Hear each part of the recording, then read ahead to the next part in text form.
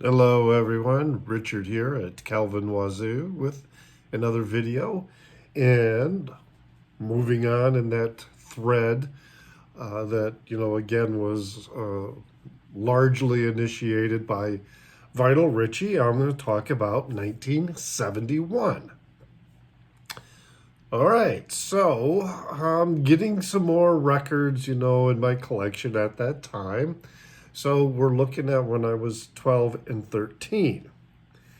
And again, a lot of records that I acquired that were released that year, but it would have been maybe the following year or so, later. I mean, there's going to be records like, Aqualung came out in 71, but I didn't get that one right away.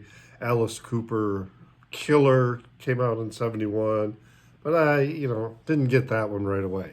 So here are the ones that I purchased right away when they were released in 1971, or like thereabout, maybe it was January of 72 or something like that, but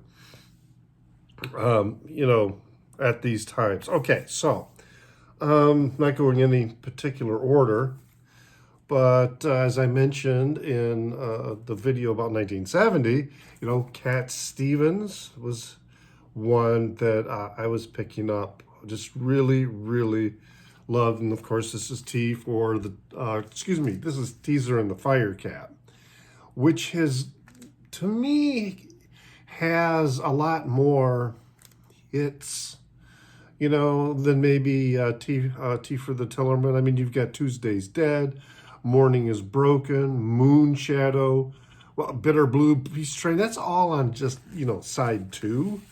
And then there's also The Wind, Ruby Love, If I Laugh, Changes for, How Can I Tell You for side one. I mean, this was just an incredibly solid album. Really, really loved it. Okay. Well, of course, I was picking up everything that Led Zeppelin was putting out when they were putting it out. So I ended up getting the Runes album. I always call it Zoso. But, Led Zeppelin 4. Of course, the big hit, Stairway to Heaven. But there was the album all around is just solid, from the opener Black Dog all the way into When the Levee Breaks.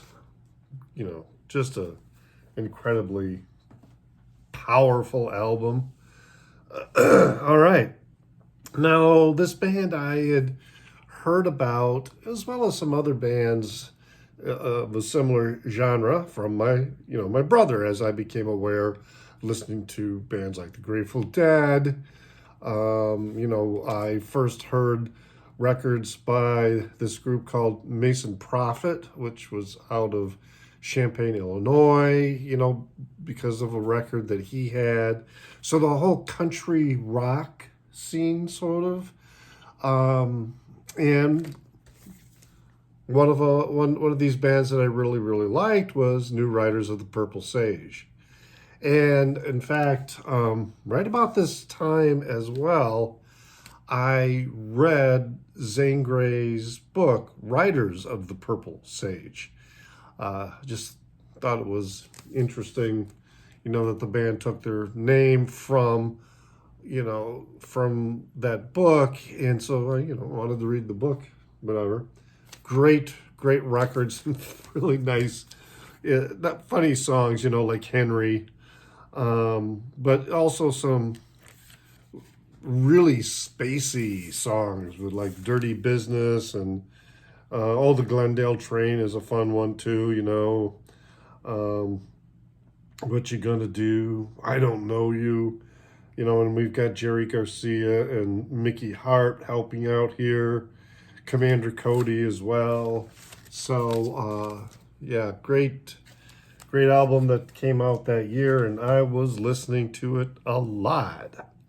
Now, of course, some things were going on with, Frank Zappa. And of course, 200 Motels came out. Ended up getting the record. Now, this story, this is an original release on, the United Artists label. This actually was the first record I bought after I got rid of my collection.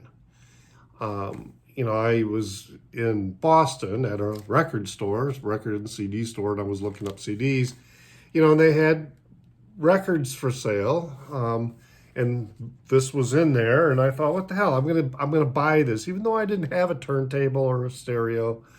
I had a stereo, but I didn't have a turntable, and because I was thinking, because it was an original. It's got the booklet, and then they had the poster with it, and it was, the poster was in rough shape or whatever. But I thought, I'm gonna mount this. I'm gonna frame it and display it. That was my plan. So I bought it, and it just sat in a closet for, several more years before I started buying records again to actually start building a collection. So it's the first record I ever bought after I got rid of my vinyl collection.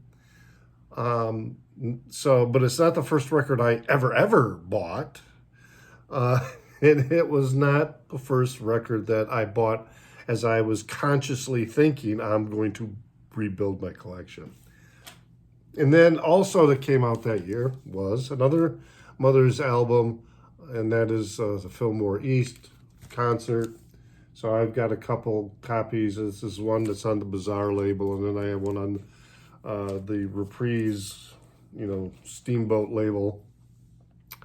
I think it's the Steamboat label. It might not be. It might be just the other Reprise label. Anyway,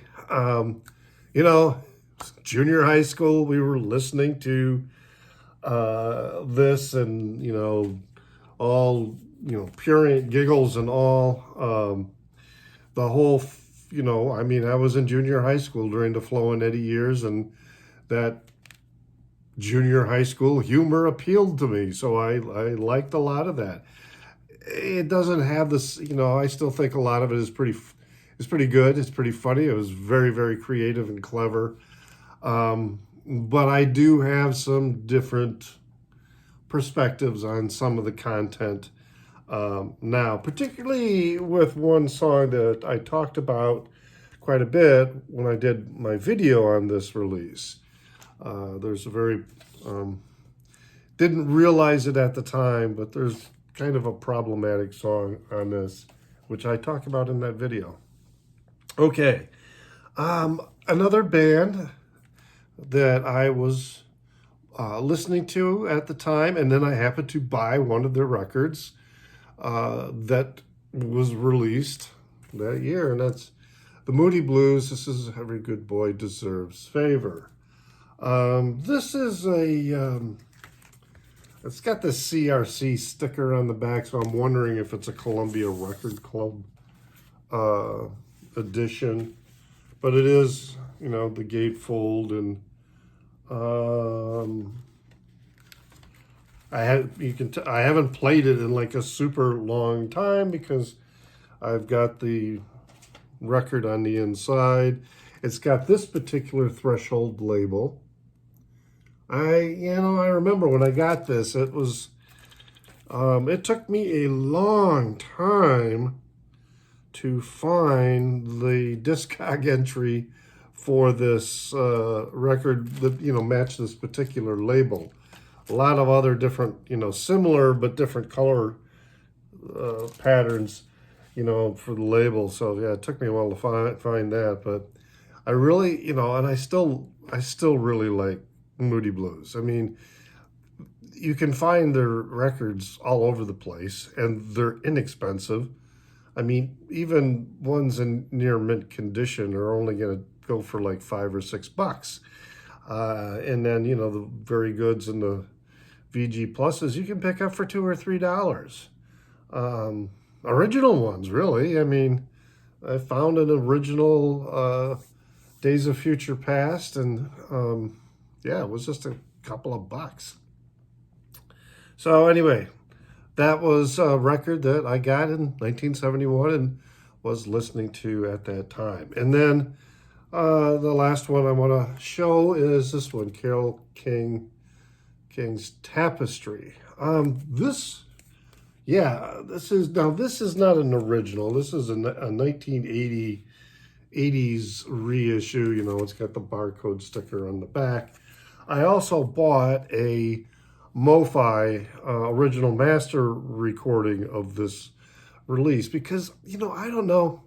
It seemed like every copy I had ever listened to or owned that were produced, you know, in that era or in the 80s always sounded, I don't know, it just didn't sound good. It's always had this little like muddled sound, a little thin, just, you know, really didn't have a good spacious sound. So I thought I'm going to get the MoFi edition and give that and it was definitely an audible difference in you know, you can only remaster an original masters, you know, so much. You're still working with whatever that asset was and the condition that is in.